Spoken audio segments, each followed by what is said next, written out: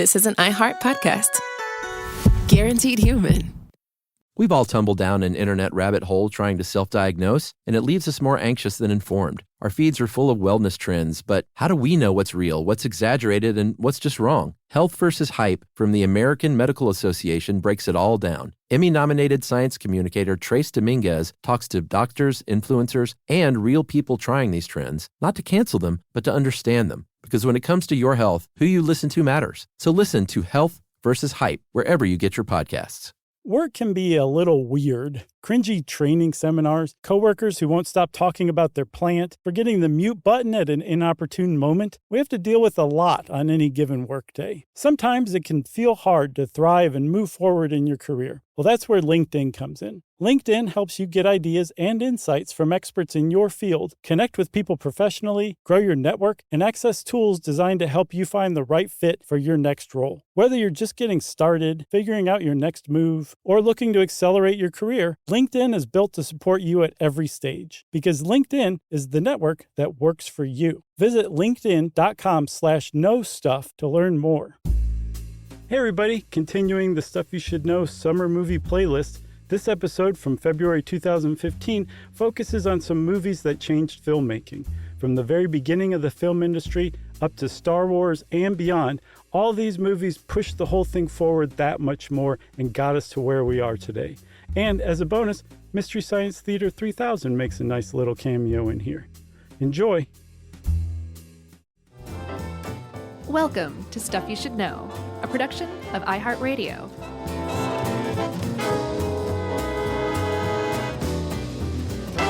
Hey, and welcome to the podcast. I'm Josh Clark. There's Charles W. Chuck Bryant, a.k.a. Siskel and Ebert. Save us the ILC. And Jerry's over there. I guess she's Jean Shalit. That's the Stuff You Should Know triumvirate. I don't know why that tickled me so much. Because Jean Shalit's a funny looking, I guess. Yeah. Jerry's not. I'm just picturing her with a big afro and a mustache and like a tweed jacket and bad opinions about movies. Jean Shalit had a look, for sure. Still, he's around, right? Oh, yeah, I think so. Yeah, R.I.P. both Siskel and Ebert. So sad. I know. Have you seen the Roger Ebert documentary? No, I've heard nothing but good things. Really, really good. Very touching. Yeah. What is it? Something life? Life like mine. Life with me. Life on top. Life itself. Life with thumbs. Life itself. Life itself. Life with thumbs. It was really great, and I watched it made the mistake of watching it on a plane, and I was just like, my allergies are acting up. Oh yeah. Oh yeah, I was watering. Because of your allergies? No, because I was sad. I was crying. Do you want me to say it? Yeah. I was crying on a plane. I was confused there for a second. That's better than when I watch other movies that are on my laptop that are like have like bad violence or nudity or something. I'm always just like, oh, and I kind of lower the laptop and it's like, I didn't realize this was in here. And the lady next to me is just like, ugh. You disgust me. Yeah, because I want to be sensitive to the people around me. You know, I'm not one of those jerks that just lives in my own bubble. It's like watching some sex scene on a plane. Ooh, you're like elbowing the lady Check this out. Yeah. No, I hated it. I was so embarrassed. That happened to me a couple of times. I'm like, I needed to start going PG on movies. Yeah. You just looked at her like airplanes. Judd Apatow, huh? Am I right? He's unpredictable. Yeah. All right. So Chuck, this is your episode to shine, man. Is it? Yes. You're a movie guy too, though. I like movies, but I almost consciously don't let myself watch movies on a film aficionado level. Oh, right. You're because just pure enjoyment. Yeah, I don't Sure. ever want to see the individual shots and just be like, oh, well, that could have been better or whatever. Yeah. And just miss the movie as a whole. Yeah, I fall somewhere in the middle of that. I try to let go, but like our video producer director Casey is pretty bad about that, and our buddy Scotty, who shot our TV show, oh, he's the worst. Yeah. He's just the camera work and that lighting in that scene. Yeah. Scott's awesome. Hey, Scott. Hey, Casey. They're all in here with us in spirit. And hey, this is the last show in this studio. Yeah. Last episode in the old office. Yep. The murder room. Couldn't feel more neutral about it. I actually feel less than neutral, less than zero. It's weird. That was a good movie. Thank you. Great shots. Yeah. I say thank you as if I directed it. Right. I not only directed it, I also played Andrew McCarthy. Yeah, I'm ready to get the heck out of here, man. Can't wait to get in that new office. And it's gonna be good. Tiny little dedicated studio. Whole new world. All right, let's do this. Okay, so Chuck, films, you've seen one or two of them in your time. Sure. Have you seen any of the ones in this list? I know you've seen a few of them, but have you seen like some of the early ones? I've seen. Well, we'll just go piece by piece because I have not seen Battleship Potemkin. Okay. But I do love Mandy Patinkin. It's a little different Yes. in spelling, pronunciation, meaning, the whole thing. Uh-huh. But it's close, I guess. But we're talking, of course, about films that change filmmaking in some way or another. And the first one on the list is from 1925, Battleship Potemkin. That's hard for me to say. Which is not the first movie, Potemkin. by the way. The first screen movie was workers leaving the Lumiere factory, which is 47 seconds long and the most boring piece of celluloid anyone's ever put together. But it was the first. That's right. This was many years. That was a full 30 years before Battleship Potemkin. By the time 30 years had passed, like we were doing like narratives and there was banning and all sorts of great stuff. Yeah. And Battleship Potemkin fell under both of those umbrellas. It was a narrative story. It was a silent movie. That's right. But it told a pretty clear story, and it was a bit of Russian propaganda as well. Yeah, it tells the story of a 1905 uprising in where there were Russian sailors. Basically, there was a mutiny aboard a ship, and then the bad guys, the Cossacks, came in looking for revenge. Yeah, 1905, that would have been rising up against tyranny. It would have been rising up against the Romanov monarchy, I guess. Nice. But it was made in 1925, so this is a time when, Lenin and Trotsky and all those dudes were running around trying to do the great experiment. Yeah. And it turns out that the Battleship Potemkin was banned in some countries. Some countries are like, we don't want this Rusky propaganda. Right. But Russia itself later on banned it when Stalin came to power because he was a self-aware dictator. Oh, was that the deal? Yeah. Okay. He knew this could be a metaphor for rising up against my dictatorship, so I'm going to just ban this movie. Oh, yeah. Even though it's Russian propaganda.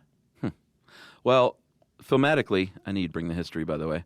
Filmatically speaking, it was a landmark film because of the montage, most notably the Russian or Soviet theory of montage, which is basically that your impact is going to come from juxtaposition of shots and not necessarily a smooth sequence of shots. Right.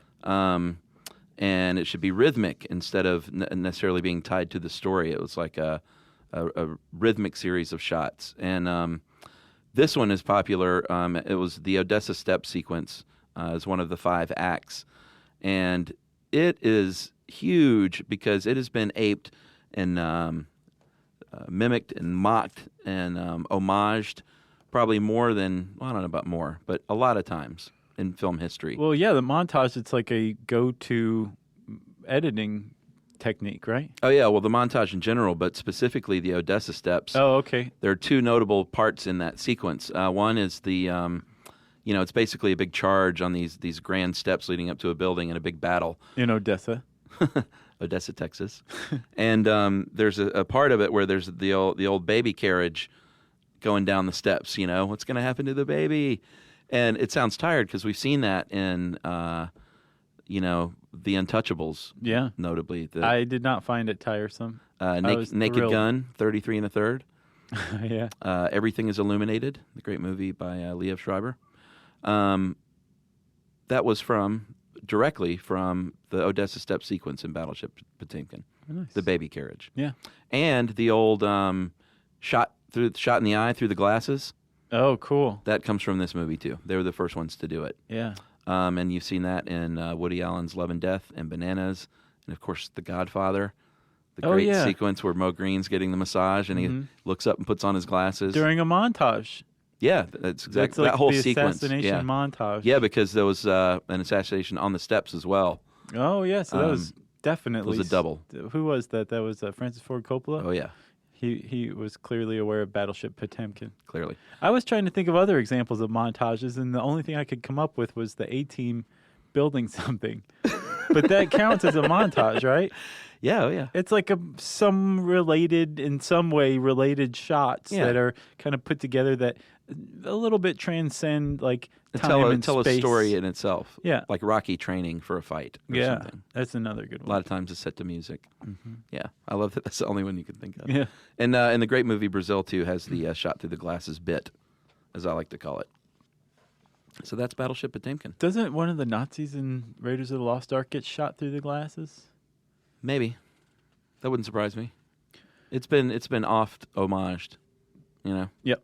So Battleship Potemkin it made a pretty big splash in 1925. In 1926, the following year, the next movie on the list, it wasn't his first, but it really solidified, I think, his stardom. Buster Keaton's stardom.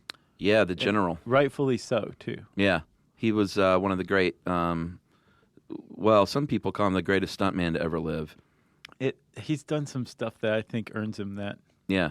Because this is back in the day, too, where he was legitimately risking his life. Right. You know? Like the very famously where he's standing on the street in front of a house, and then the whole front of the house falls over him, and the window just goes right around him. Yeah. I watched that again today. Yeah. It is. I can't believe he did that. There's actually a half of a second where his arm jerks up because he's startled as the house finally makes its way like into his peripheral vision. Yeah. And it has to be one of the most dangerous things a human being's ever done on film. Oh, yeah. I'm sure the whole time before that was like, we did the math, right? You did the math. Do the math again. Do the math again. Yeah. Show me the math. Right. Show me the math. Yeah. Because that's all it was. It was math and measurements. Right. But, he could have been squashed and killed very easily. And he had a lot of faith in everybody who was pulling off the stunt with him. You know, Yeah. he had to just stand there. That was his whole thing. Was he had to just stand there. And his bit was that he played it straight constantly. He was a stone-faced actor. Yeah, deadpan. Yeah. He kind of started that whole thing because his big, I was about to say rival, but I guess just contemporary Charlie Chaplin, while similar in some ways, was completely different because Chaplin was constantly mugging for the camera and like asking for the audience sympathy. Right, raising his eyebrows or... Yeah, like, look what's happening to me, come on, come on. Whereas Buster Keaton he had that deadpan look the whole time. Yeah, he would go from like a house falling around him to jumping on a train or something like that with just the same blank facial expression. Yeah, and the reason this is a highly influential film, The General, is because it kind of showcases the best of both. The amazing stunts that would be mimicked throughout the years and built upon, and then the deadpan style that influenced everyone from, obviously, Bill Murray is one of the great deadpan actors of all time. Yeah. Like, you can count the number of times Bill Murray even smiles in a movie on, like, two hands. Sure. Much less, like, apes or laughs or anything. Michael Cera's mentioned in here, and I'm like, I think he might have Bill Murray beat as far as deadpan actor goes, yeah. Well, Zach Galifianakis is on the list. He's super deadpan. Yeah. Leslie Nielsen, of course. Amy Poehler, I think, is a woman that's a very deadpan. Yeah. Has a deadpan style. Jason Schwartzman. Yes. But people say this all is a direct descendant of Buster Keaton's work. Yeah, and if you think we're overstating this, go watch any Buster Keaton movie. Yeah. You will be thrilled and delighted. And if your attention span has been shredded to ribbons by the internet, just go onto YouTube and type in Buster Keaton, and it'll bring up all sorts of clips of his awesome stunts. It's pretty great. You will be thrilled and amazed, I promise. Yeah, and I think I made a note here, by the way, that we have a Fatty Arbuckle retraction to make.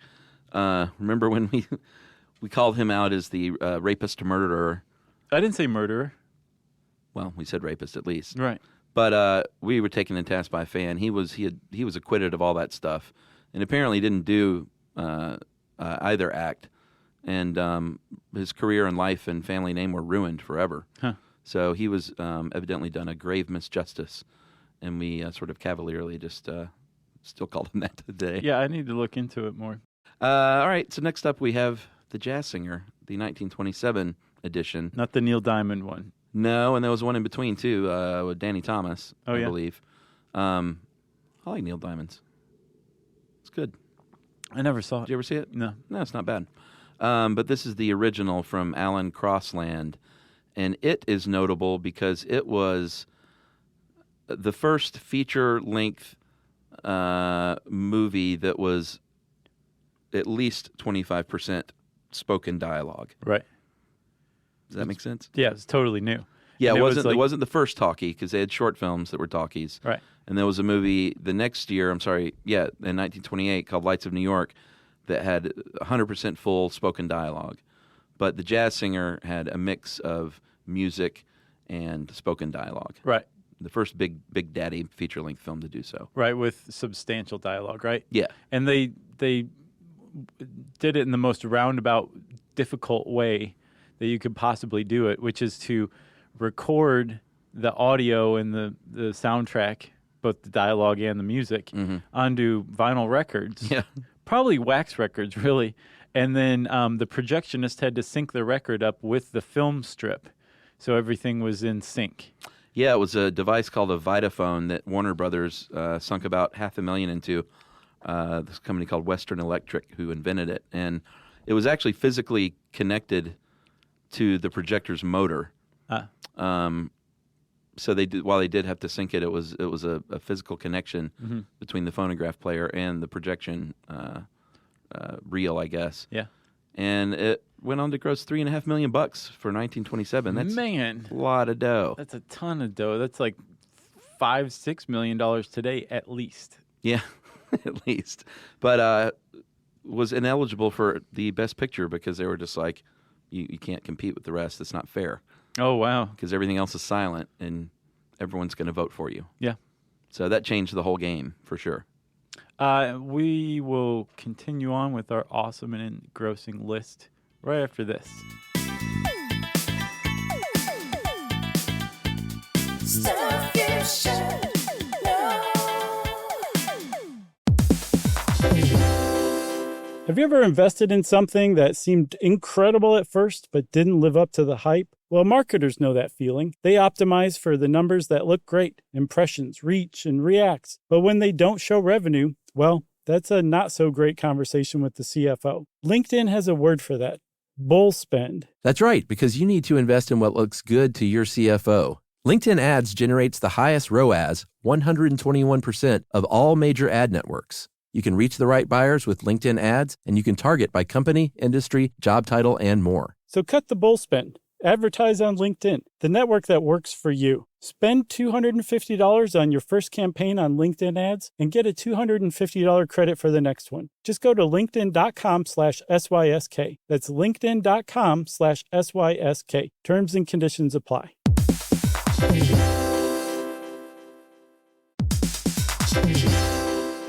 Hey everybody, we're here to talk to you about Wayfair, who believes that spaces should be functional, they should be comfortable, they should be well-designed, and they can be well-designed by you with their help. Your updated space should feel more comfortable, inviting, and practical for everyday use. And we're talking about outdoor seating. We're talking about grills. We're talking about major appliances. If you need storage solutions, Wayfair can help you out. Patio lighting, rugs, decor. It is your one-stop shop for home. Yeah, I mean, it's getting nice out, so it's time to think about living outdoors for the next few months. And Wayfair knows that outdoor furniture, it's heavy, it's intimidating to assemble. So Wayfair has stepped in and said, we're going to handle the hard part so you don't have to. That's right. You can shop Wayfair Verified, your shortcut to the good stuff. And that means their team of product specialists are going to vet everything by hand using a 10-point inspection, testing things like, quality materials, functionality, and features, and even how long it takes to build that piece of furniture. And the overall experience save time, reduce hassle, and improved convenience. Patio season is here, and these deals won't last. So head to wayfair.com right now to get your outdoor space ready for way less. That's WAYFAIR.com. Wayfair, every style, every home.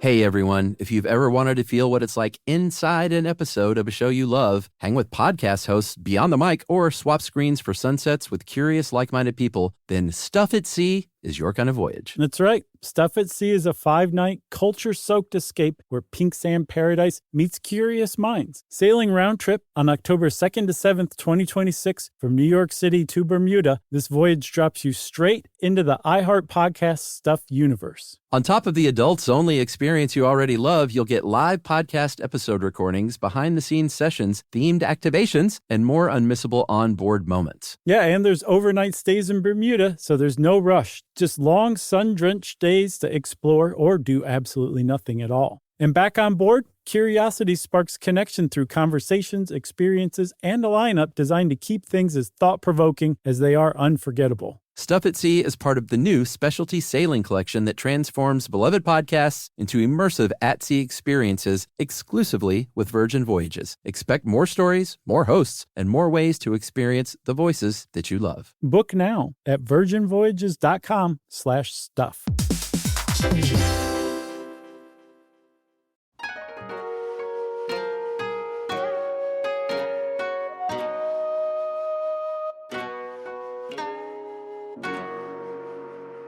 So, Chuck, if you'll notice, the first 3 movies in our list, the first 3 films that changed everything, happened in 1925, 26, and 27. Things were changing fast. They really were. I Yeah. mean, like, by leaps and bounds. Sure. But you can also make the case that there was a lot of new ground to cover. So just about anybody who did anything new that was noteworthy It was an should innovation. make it. Yeah, it was a big innovation. Yeah. Yeah. Harder to innovate these days. It is, and if you'll notice on the list, so the earliest ones were like technical editing innovations. Now, starting with Citizen Kane from 1941, we start to get into innovations in storytelling, which Yeah. is a lot more nuanced than doing your own stunts or using a montage or something.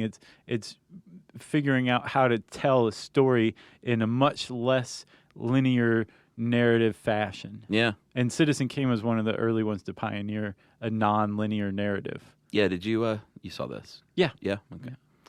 I didn't see it till it was probably like probably about 15 years ago. Mm-hmm. But like way later than you would think I would have seen this. Yeah. As a big film buff. I saw it in college at in a film class. Yeah, sure. Yep. Often, yeah. If you sign up for a film class, you're going to study Citizen Kane. Exactly. Pretty much. And I finally found out what Rosebud was. Don't ruin it. I won't.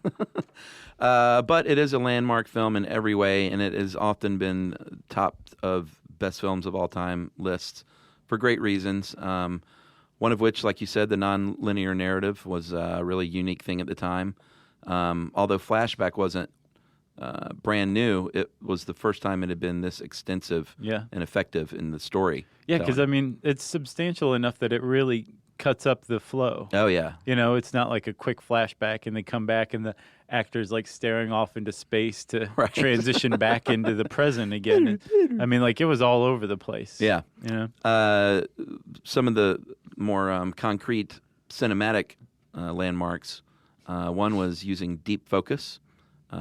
Director of photography Greg Toland, legend, he had used deep focus before on a movie called Long Voyage Home, but it's all over the place in Citizen Kane. And that basically means if you see a shot where something very far away is in focus in the shot, basically where everything's in focus. With the background and the foreground are in focus. So you can press pause and look around Exactly. like you're sticking your head into a box. Yeah, that's called deep focus. Yeah. And it was brand new as far as Citizen Kane goes, is how extensive it used it. Yeah. One of the other things was off-center framing.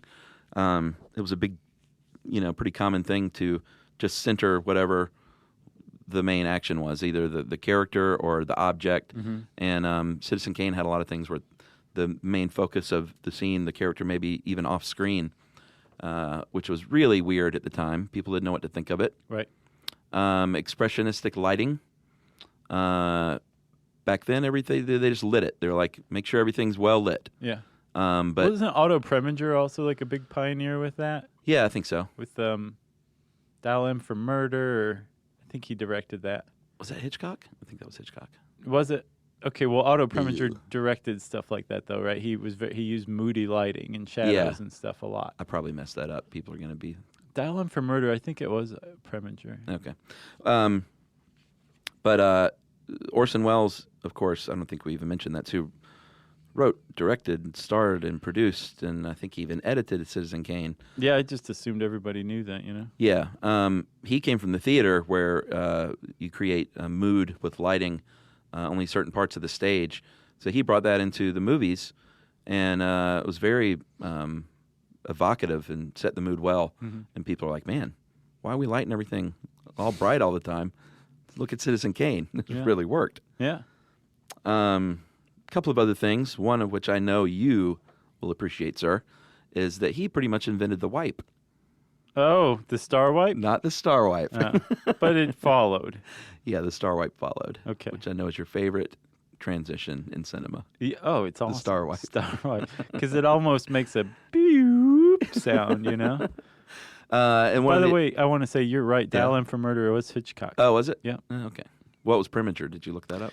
He did one called Laura, the Man with the Golden Arm. It's not who I'm thinking of. I'm thinking of a director named Otto who directed in like the 20s or 30s. And he directed like moody, like moody movies, like murder movies. That kind of like thing. film noir. Yes, film noir. That's exactly what I was going for. And I don't remember who it was. Maybe his name was Otto Film Noir.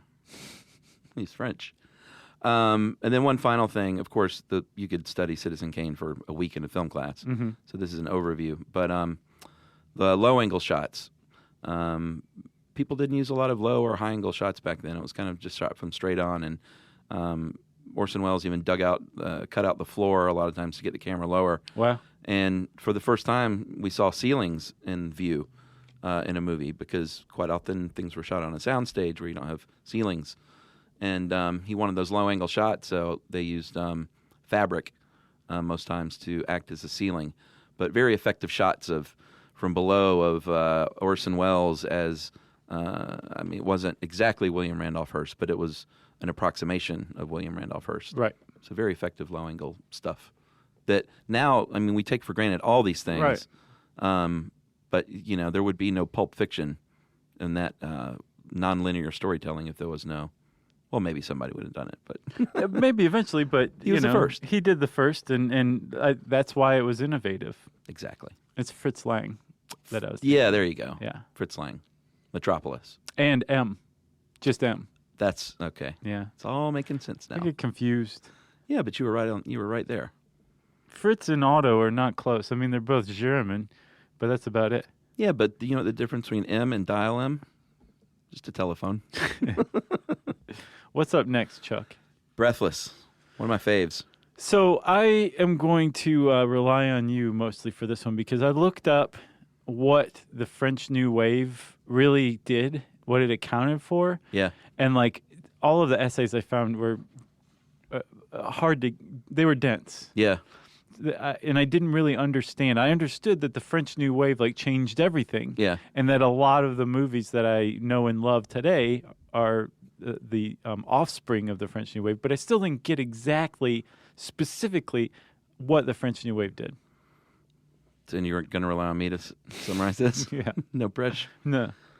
Well, for me, the French New Wave basically ushered in an era of what now I think most people might associate with indie filmmaking. Okay. Like handheld camera work and what some people at the time considered amateurish camera work. Mm-hmm. Movies where maybe not a lot seemingly happens. Nothing grand happens, which was the case in Breathless. A lot of people didn't like it at the time because it was not much happens. The two leads in the movie, Jean-Paul Belmondo and Gene Seberg, weren't really didn't express a whole lot of deep love, and there weren't these big moments of love and affection and these huge action sequences, and it was described as flat by a lot of people. And I think a lot of indie movies do that, just kind of show life as it happens. Yeah, so without Breathless, we wouldn't have Bottle Rocket. Maybe. Wes Anderson's definitely a big French New Wave guy. Yeah. For sure. But Godard, Jean-Luc Godard, who directed it, and Truffaut and some other French New Wave forefathers were film critics at first. Oh, yeah? Yeah, and they decided as a group, we want to look at cinema in a new way and do something different. So they went and started making their own movies. That's like James Fenimore Cooper. Oh, yeah? The guy who wrote Last of the Mohicans. Oh, really? Yeah, he apparently used to complain that, nobody wrote good books anymore. And so I think his wife or something said, well, why don't you do it, big shot? And he did. And the books he wrote weren't so great, but he went and wrote them. And he wrote a bunch of them, too. One of my favorite Far Sides ever is the second to the Last of the Mohicans. It's just a line of Native Americans, and the second to the last one, they're on line facing away. He's just sort of turning around and waving at the camera. That is a good one. Or I guess the camera at Gary Larson's hand. So Breathless is notable for those reasons. It kind of kicked off the French New Wave. But the use of jump cut editing, which we see so much now, it was the first movie, and it was very jarring at the time to see jump cuts in a movie. Yeah, I'll bet. And that's when you're showing, like, I guess the best way to describe it is multiple shots of the same subject or thing from different angles. Right. It's like you indicate the progression of time or movement of something by just cutting quickly rather than focusing on somebody walking down the street for 5 minutes. Yeah. You cut a couple of times and all of a sudden they're just closer to the camera and then closer and closer and then they're past the camera. It's a jump cut. Yeah, or even something as simple as like you're going to leave the house, so you go and pick up your keys and you put on your coat. Instead of showing all that, you come out of the bedroom, boom, you're putting on your coat, boom, you're putting the keys in the door. Right, exactly. You're just showing the highlights of this progression of stuff where that would otherwise be boring to watch the whole thing. But it also is used to create tension too. Yeah. Because it's jarring. Yeah. I guess is probably why it creates tension. And Scorsese famously used it in Goodfellas. Oh yes. At the end when Henry Hill is like trying to sell some guns. The to, cocaine sequence. De Niro, he's coked to the gills, right? And he's like trying to sell some guns to De Niro, but they don't fit the silencers, and like the helicopter's following him. He's got the sauce going, and all this stuff is being represented and compressed into a very short amount of time by the use of jump cuts. Yeah, very effective. And for budding filmmakers, it's a great way to hide mistakes. Of things you may not have gotten that you thought you got. Jump cutting is a really easy way to just sort of, to hide your errors. Yeah. I did it a lot. In other words, when I was making little shorts. I realized in my head I was referencing the shot in Soul Taker. Have you ever seen that Mystery Science Theory 3000 with? It's his last name is Estevez. It's Martin Sheen's brother. And he is a soul taker, and he's next to this guy who's a soul taker. You just have to see this. But anyway, they're walking down the road, and this jump cut has this progression of them. Right. It's so unnecessary, but it's like a great use of jump cut. You could tell the director was like, I can't wait to use a jump cut, and that's what she did. She used it on. But go watch that MST3K. It's a good one. Man, did you see every single one of those episodes? No, it's still I still run across ones that I haven't seen. Yeah, nice. Hey, and a shout out to Bill Corbett, who I know is a listener. Oh yeah, he is, isn't he? Yeah, I don't know if he's going to hear this one, but the great Bill Corbett, Soul Taker. Next, we are going to move on to Federico Fellini's 8.5. You ever seen this one? No, I haven't. It's good. Now I understand why it's called that, though. Yeah, it was one of the first, although not the first, movies about movie making, and starring the great Marcello Mastroianni from La Dolce Vita, a muse of Fellini's over the years too. And this one really kicked off the surrealist filmmaking, and sort of saying you can play around and shoot a dream sequence where the guy's in traffic, and then he leaves his car and floats up in the air and is, being pulled down to the ground on the beach from a rope tied around his ankle. Just go nuts. Yeah, and successive filmmakers did go nuts. Gondry did Eternal Sunshine of the Spotless Mind. Oh, yeah, he's hugely influenced. Darren Aronofsky did some weird stuff here or there. Yeah, David Lynch and Terry Gilliam, of course. Yeah. Just basically surrealism is what I'm taking Fellini introduced into this. Yeah, for real. And besides the surrealism, that opening sequence of 8.5, where the director, he's the director in the movie, Guido is stuck in traffic. It's really claustrophobic feeling, and that's why he floats away and escapes, that traffic jam. But that was directly mimicked in REM's "Everybody Hurts" video. Oh yeah. And the beginning of the movie Falling Down. Do you remember that? That started with the traffic jam that Michael Douglas just left. He doesn't float. He gets like an Uzi. I saw that again the other day, most of Does it hold up? It's weird. It alternately felt way ahead of its time and also very dated. Yeah. because the stuff that Michael Douglas was doing felt way ahead of its time. But then I just forgot about that whole weird subplots with Robert Duvall retiring, and he had this wife that was henpecking him, and like this retirement party they were trying to throw him. I forgot about that too. Yeah, it was just so unnecessary and felt really weird and out of place the other day. Yeah. When I was watching it. Was there like a jump cut montage where he's putting on his watch, his gold retirement watch? No. But then, too, the Barbara Hershey, is in Venice at home with the daughter, and he spends a whole day coming there to grab them, basically. And the whole time she just keeps calling the cops, like, I know he's coming, I know he's coming. And I was watching the other day, I was like, freaking leave. Oh, yeah. Like, what are you doing there? Yeah. That's a movie character thing. Yeah. That's just bad writing, bad directing. When you just walk right past the ability to leave, you missed a huge step. Where were we? Falling down? Yep. I think that pretty much sums up 8.5. I think so too. Falling down. Boom. So, Chuck, we got a little more left. We got more films. Is this making you want to watch films? Yeah. Me too. I feel like eating ice cream, watching a film, and scratching from poison ivy lately. Yeah, and burning this office down. If that happens now, suspicion's going to fall on you for saying that. That's all right. We'll be right back after this. Stuff you should know. Have you ever invested in something that seemed incredible at first but didn't live up to the hype? Well, marketers know that feeling. They optimize for the numbers that look great, impressions, reach, and reacts. But when they don't show revenue, well, that's a not so great conversation with the CFO. LinkedIn has a word for that: bull spend. That's right, because you need to invest in what looks good to your CFO.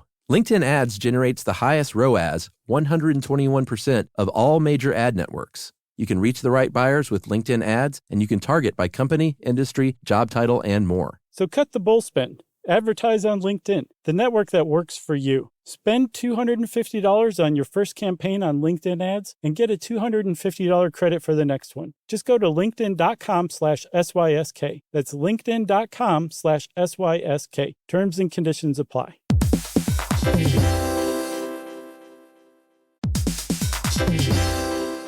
Hey everyone, if you've ever wanted to feel what it's like inside an episode of a show you love, hang with podcast hosts Beyond the Mic, or swap screens for sunsets with curious, like-minded people, then Stuff at Sea is your kind of voyage. That's right. Stuff at Sea is a 5-night, culture-soaked escape where pink sand paradise meets curious minds. Sailing round trip on October 2nd to 7th, 2026 from New York City to Bermuda, this voyage drops you straight into the iHeart Podcast Stuff universe. On top of the adults-only experience you already love, you'll get live podcast episode recordings, behind-the-scenes sessions, themed activations, and more unmissable on-board moments. Yeah, and there's overnight stays in Bermuda, so there's no rush. Just long, sun-drenched days to explore or do absolutely nothing at all. And back on board, curiosity sparks connection through conversations, experiences, and a lineup designed to keep things as thought-provoking as they are unforgettable. Stuff at Sea is part of the new specialty sailing collection that transforms beloved podcasts into immersive at-sea experiences exclusively with Virgin Voyages. Expect more stories, more hosts, and more ways to experience the voices that you love. Book now at virginvoyages.com/stuff.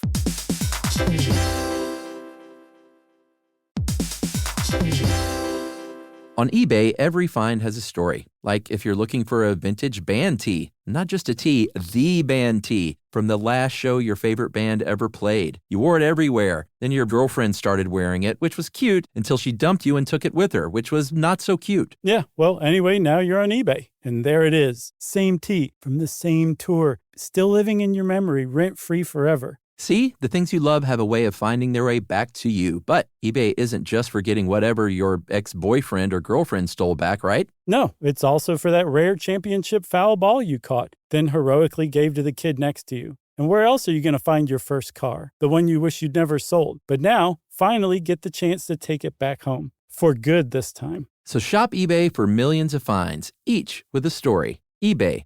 Things people love.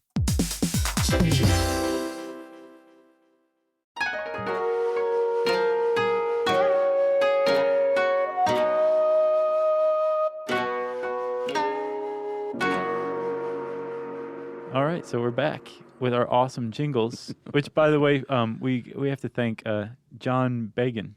Yeah. John Begin. Begin the begin. He even emailed with the pronunciation I of his know. name, but he, the original guy who did our jingle, the first jingle ever, Yeah. Rusty Matthias, or Matthias. Man, I'm not good with the pronunciation. Well, anyway, Rusty, whose band the Sheepdogs are on tour right now. Yeah.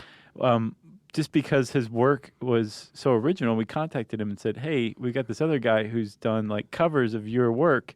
Can we use these?" He's like, "Totally." Mash And- it up, brother. Yeah, and John's been making awesome like versions of it ever since. Yeah, they're both great and talented. Thanks to you both. And go check out, I think, what'd you say, they're on tour, right? Yeah, the Sheepdogs. Yeah, go check out the Sheepdogs. Yeah. In a town near you. Yeah. All right, let's finish with these two in reverse order. Okay, Toy Story was a big one. Hugely innovative. Big landmark film. Huge. Oh, yeah. And again, it's one of those things where now almost everything about it seems pedestrian. Sure. Or what it did. Yeah, yeah. See, it's still a great movie, I'm sure. Oh, yeah. But the innovations that it undertook just seem pedestrian. But at the time, it was totally groundbreaking. Yeah, game Like, changer. It was the first CGI movie, all CGI movie ever. Yeah. That was enormous. Well, yeah, and I remember at the time seeing it and just being like, wow, this is the future of animated films. What's the best all CGI animated film you've ever seen visually? Well, I haven't seen a lot of them these days because Emily doesn't like those. Mm-hmm. So I probably wouldn't be the best person to ask. Holly from Stuff You yeah. Missed in History Class. Yeah. She'd probably be the one to ask. For my money, Uh-huh. have you seen The Adventures of Tintin? Oh, yeah, that was amazing. Mind blowing. Yeah, I saw that on your recommendation and really, really liked it. Yeah, the story was great, the action was great, the characters were great, but the CGI, the computer animation is, I think, possibly the best ever done.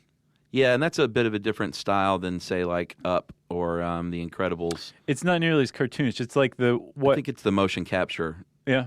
I think that's what they did for that. Oh, yeah, with Up, it would strictly be totally just animation, right? Yeah, but I mean, they're both animation. Right. But yeah, man, Tintin, that was really good. It was good. I was surprised how much I liked that. But Up was good too, and Toy Story was good too, but all of these things came as a result of the ground that Toy Story broke. Absolutely. In 1995, like you said, what seems like a common thing today, I mean, you don't see cell animation anymore. It's almost, I know, I kind of miss it. I totally miss it. Like the new Mickey Mouse is all weird and CG. Stuff from our generation should have just been discontinued. Yeah. And then you just come up with all new stuff that's CGI. Strawberry Shortcake, not supposed to be CGI. It just all looks weird now. Yeah, I wish people would have done a little bit of both still, because I think cell animation, like, I think the Iron Giant came out after Toy Story, and they did cell animation. Yeah. And that was great. Yeah. Great movie. I haven't seen that. Oh, it's really good. You'd like it. It was a movie for grown-ups, Sure. and Toy Story sort of laid the way for that because it was one of the first movies, I guess, cartoony kids movies, to really have a lot of dialogue that flew over kids' heads that adults got a little nod and a wink. What, Toy Story? Yeah. Yeah. Not like dirty humor, but It's not like Fritz the Cat. no, but a little entendre here and there that adults might appreciate that kids won't understand. Right. Those are the best jokes. Right.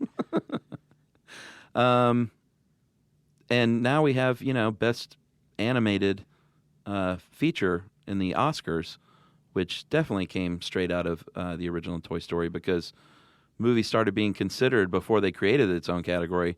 Up and Toy Story 3 were actually nominated for regular Best Picture. Yeah. And I think everyone was like, ooh, we need to get them their own category because we can't have an animated movie win Best Picture, can we? Well, Up would have come after the Best Animated Picture category came out. Oh, really? So that kind of goes as a testament to just how amazing that movie is. Yeah, that's right. That it was still 2009. up for Best Picture. Oh, it was both? I don't know if it was up for. It probably was up for Best Animated as well, but it was definitely also up for Best Picture. Oh, wow. While there was an animated category. Yeah, I never considered that. Bam. That was a good movie. Yeah, it was sweet. So I got nothing else on Toy Story. Well, then what about the last one? Yeah, 2001: A Space Odyssey. Man, quite a film. You sent this essay on Criterion I think Criterion.com, but the Criterion Collection. Yeah. It was written, I guess, in 1988. Even though it says posted in 1988, it's like there wasn't an internet to post it on in 1988. Maybe it means posted it like in the mail. Maybe. But I realized like I can read film essays about Stanley Kubrick's work all day long. Yeah, me too. Like I love that documentary, Room 227. Was it 227? 237. 246? 237? 247? You know the one about the Shining conspiracy theories. Yeah, the number of the room is amazing. I can't remember though. I read a bunch of articles. I think 237. I read a bunch of articles around the release of that documentary, which were basically like film essays on The Shining. I read this one amazing one from several years ago about Eyes Wide Shut. Yeah, about me too. how it's like a masterpiece of sociology. I like love that studying movie. Sociology. A lot of people hate that movie. Yeah. And then now this, like 2001. I'm sure there's tons out there to consume, but I can just read that stuff all day long because that guy was so just amazingly detailed as a director. Yeah, I agree. I can read more about his work, critical essays on his work than any other director. Right. It's just unbelievable. It's almost Can't like get it's its enough. own genre. It is. Kubrickian. Yeah. It's got a word named after it. Yeah. And well, it should. So 2001, A Space Odyssey, 1968. Blew minds back then, blows minds today. One for its just the amazing look and the technical achievement. It ages really well. I mean, if you see a movie from 1968 about outer space, it still looks like the future. Yeah, you don't expect it to hold up well, but it totally does. So much so that a lot of the George Lucas and Ridley Scott were just like, it's done. Right. Like we might as well give up. Yeah, George Lucas, when Star Wars came out, said Star Wars is technically comparable, but for my money, 2001 is by far the better movie. Yeah, everyone was sort of intimidated, I think, by how talented Kubrick was. Well, plus also, you have to take into account that he made this movie at a time when other sci-fi movies were just pure schlock. Oh, yeah. So not only to make the movie in this way, this visually amazing and amazing with an audio soundtrack and just totally innovative, it also took like that mindset to just completely go in a different direction that everybody else has as well. Yeah, of course. I think about Ridley Scott saying that, and then he goes on to make Alien and Blade Runner after that. So, I mean, he held and up his end. Prometheus, man. Yeah. People don't like Prometheus. I don't care. It's a cool movie. No, I liked it too. I thought, okay, one flaw, the big flaw to me was, and I'm sure it's like part of the subtext or the context or one of the texts, but the engineer coming back to life or coming out of hibernation after however long, and just immediately like inflicting violence on these pea-brained humans who are showing him no threat whatsoever. Yeah. I just thought it was a little... it wasn't explained well enough, I think, for my taste. Yeah, I think I agree with you. But when I'm watching a Ridley Scott movie, I just assume if I'm missing something, he has an explanation for it. I'm just not catching it. Yeah, I know what you mean. I think I read some stuff about how it tied into the Alien canon and realized I need to go see it again with all this knowledge that I wasn't really thinking about. Yeah. And maybe I'd like it more. Yeah. But I haven't done that yet. So back to 2001. It was also notable for being bookended basically with 30 minutes of silence on both ends of the movie. The first 30 minutes and when I say silent, I mean no dialogue. Right. And the last 30 minutes have no dialogue. Yeah, the last line comes like a full 30 minutes before the end. Yeah, and over the 146 minutes, there are only 40 minutes of dialogue in the whole thing. And that's why when people compare something like Interstellar and call it Kubrickian, I just want to smash. Hulk Did you not like smash. Interstellar? Not really. Oh, I liked it. I was super let down. Despite McConaughey doing Wooderson in the future, I still liked it. I even liked him in it. I liked a lot of the parts of it, but to me, it's anti-Kubrickian because every 10 minutes they're explaining everything that's going on all over again. That was another thing. Just like Inception. Ellen Page's entire character was written in to explain what was going on every 10 minutes. Yeah, and I feel like Interstellar was the same way. It's like Christopher Nolan needs to just trust his audience a little bit, like Kubrick did, and say, figure it out or don't. Yeah, no, that's true. I'm not going to stop every 10 minutes just to explain everything. Yeah. Here's what's going on, remember? Or if you didn't get it right, here's what's going on again. Well, I think if they are labeling something like Interstellar as Kubrickian, right? One of the ways that you can interpret that is that he rooted his 2001 in science fact, Yeah. right? So like the stuff that the astronauts are like dealing with and the things that are going on and the conditions of space, it was all factual.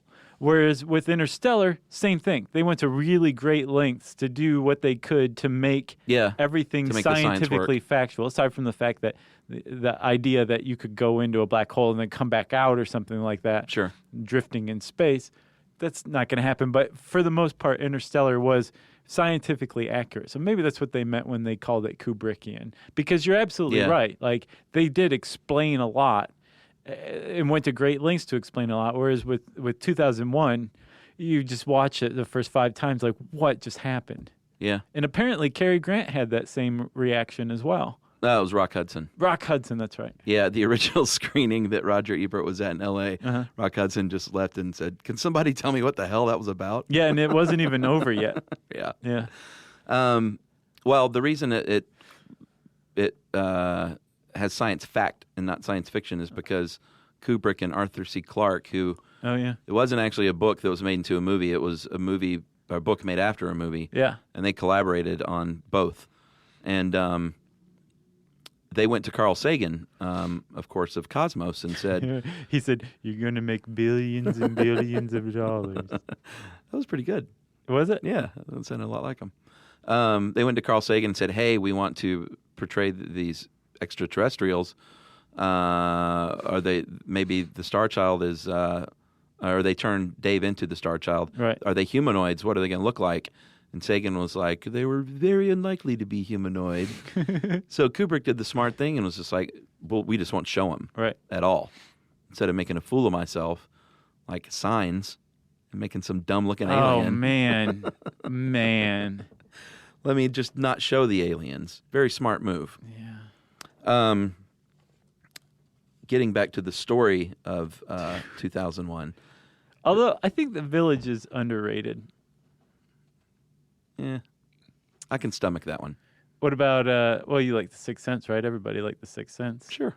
I guess that was it for him. I loved Unbreakable. Unbreakable. Yeah. That was one where, like, yeah, I think it was maybe That was even good. better the second time. Yeah, I still like that movie.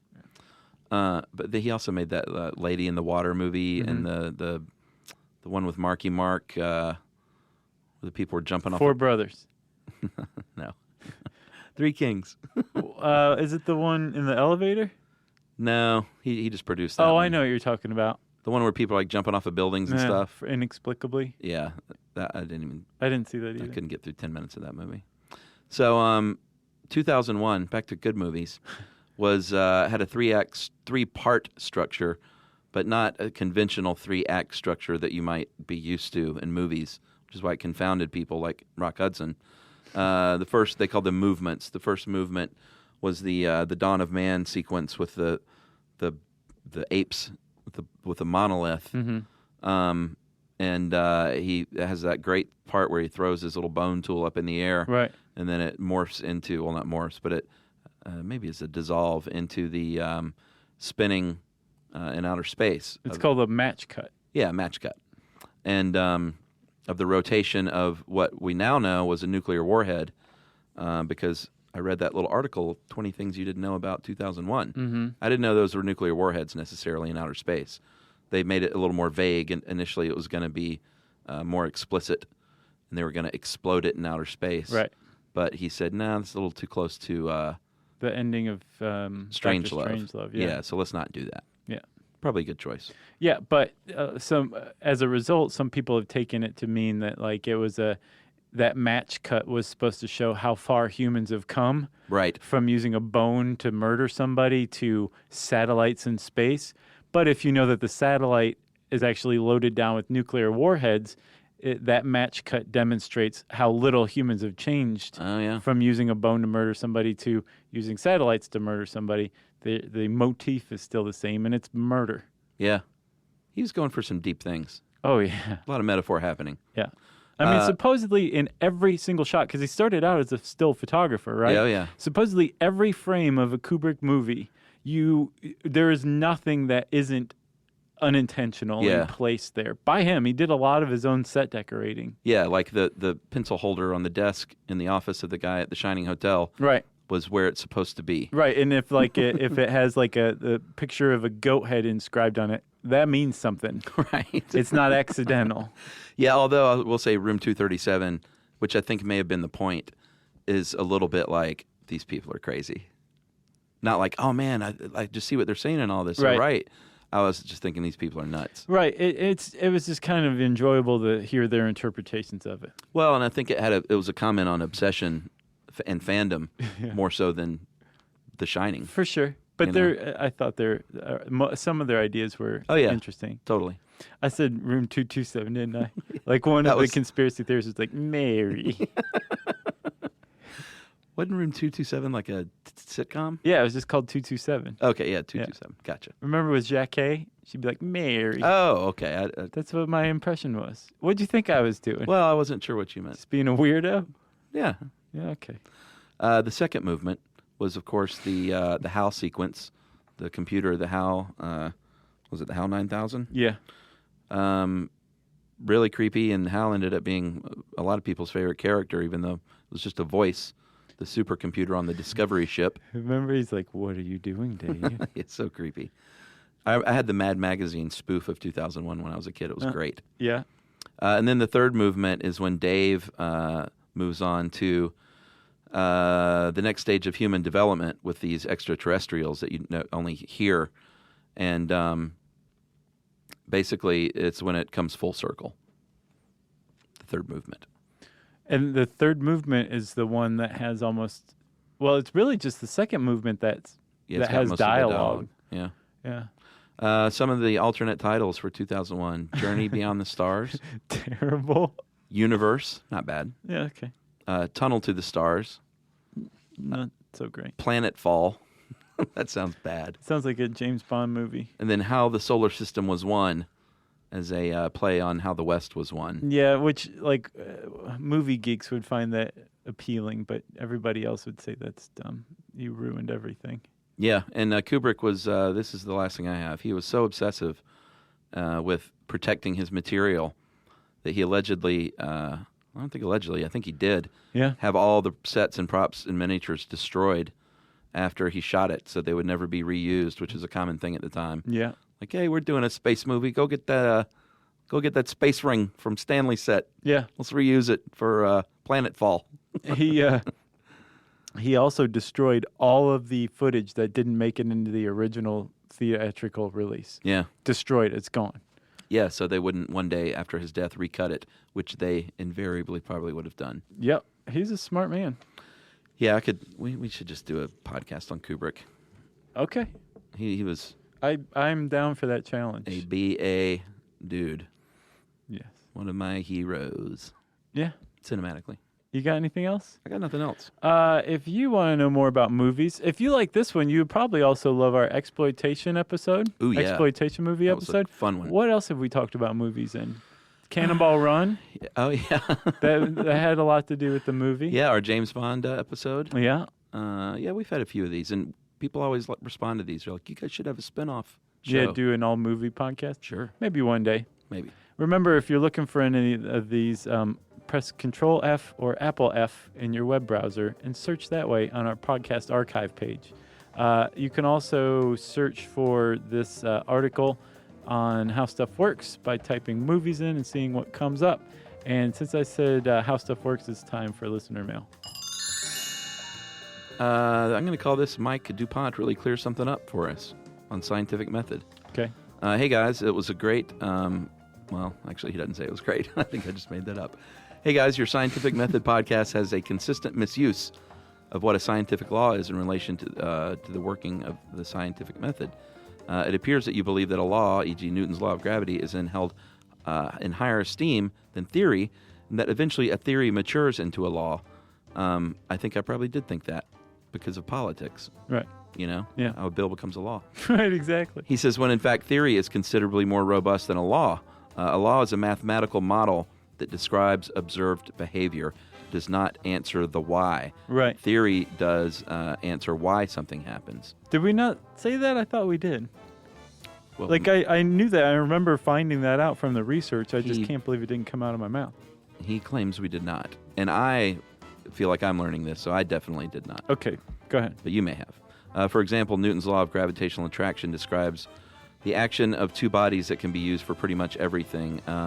It is perfect for describing what happens, but it cannot tell you why the two items are attracted or drill down to the underlying mechanism. Yeah, a law is like much more succinct.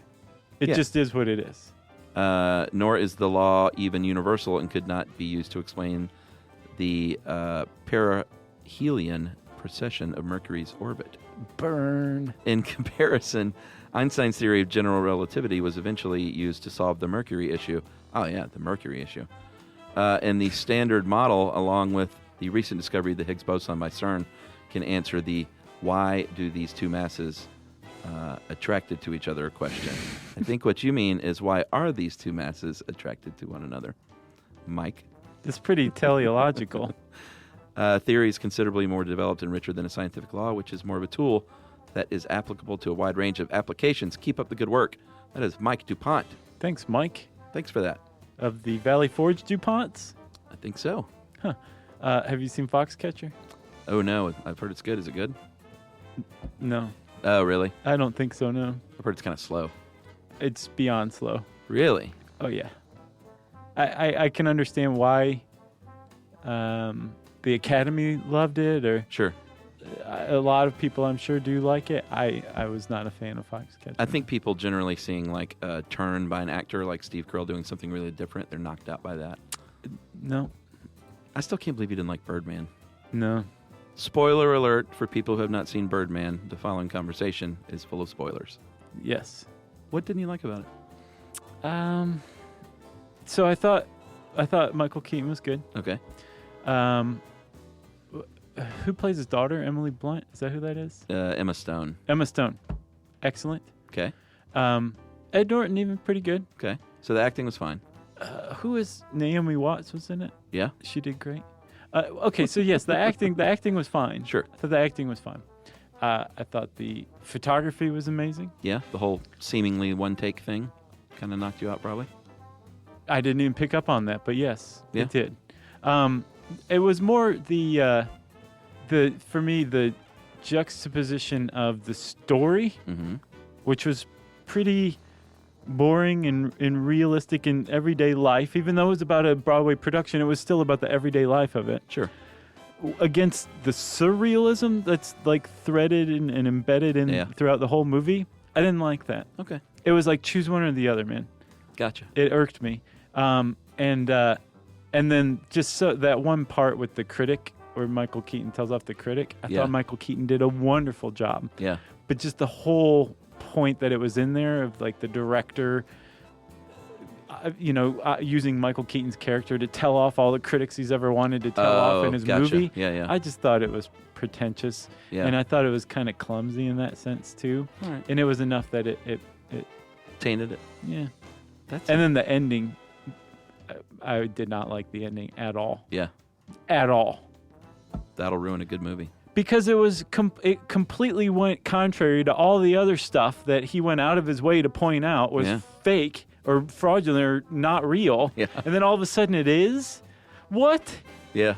No, choose one or the other. The director refused to make very important decisions, and I think that ruined the movie.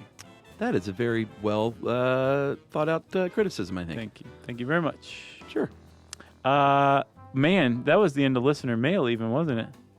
Yeah, because now I'm not like, geez, Josh is weird. He didn't like Birdman. Now I'm like, Josh didn't like Birdman. He has good reasons. Thank you. Thank you. I like justifying my opinions. Don't we all?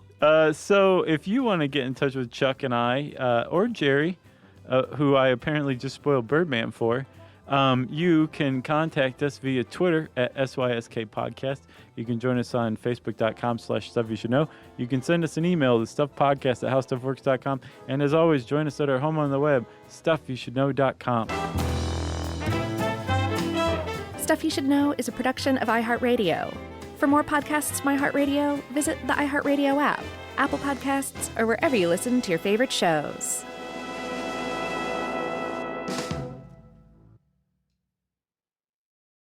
Geico presents a 30-second podcast between your podcast. Today's story is shared by one of our listeners. It's called Betrayed by Bill. It was in that moment I caught who was staring back at me in betrayal, or more like what? My insurance bill. With trembling hands, I grabbed my phone and switched to Geico, saving about $900 in the process, and never to be betrayed again. Now that was bloody riveting. It feels good when the story ends with savings. It feels good to Geico. Mom, can I have Lingo Kids? Dad, Lingo Kids, please! When did we become the Lingo Kids house? No idea. Last week it was dinosaurs. This week it's... Lingo Kids! Why Lingo Kids? Because it's the best thing ever. We can play games with astronauts, wild animals, and superheroes. With more than 4,000 interactive games, songs, and shows, Lingo Kids is the #1 entertainment platform for young kids. So, no dinosaurs? And dinosaurs! Lingo Kids! Everything kids love. Download it for free. You know, you could be adored by everyone and still completely ignored by your cat. Trust me, I know. But if you feed your cat Sheba, you can go from being ignored to truly adored in 12 days guaranteed or your money back. Sheba has a full menu of products, appetizers, entrees, treats, even a kitten's menu. It's so cute, so Sheba has a product for even the pickiest eater. Like Sheba Puree, it's made with bone broth, their chef-inspired flavors. It's got a smooth and creamy texture that cats love and contains no corn, wheat, soy, or artificial flavors. It's food that your cat's gonna love. To learn more, check out Sheba.com. That's SHEBA.com. This is an iHeart podcast. Guaranteed human.